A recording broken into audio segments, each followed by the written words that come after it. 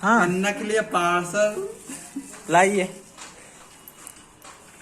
तो दोस्तों जैसे कि अरविंद जी, अपना नया फोन आ चुका है पार्सल में नया फोन। और इसको अनबॉक्सिंग कर रहे हैं अपन आईफोन 14 को। नया मॉडल सबसे पहले इंडिया में अपने पास उपलब्ध है। बस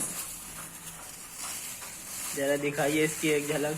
ये देखिए, ये रहा अरविंद का नया फोन। ये देखिए इसकी क्वालिटी देखिए। ये है इसका कैमरा, ये जोरदार वाला नया मॉडल। ये और इसके साथ ये चार्जर दिया है हमको। किस कंपनी का है भैया? ये टूटी फूटी कंपनी का। ये कंपनी का है कोई सी का। ये भैया लाए हैं और हमने मंगाया है। दिख गए चला। ये देखिए अनबॉक्सिंग कर ली है हमने और अब हम इसका मजा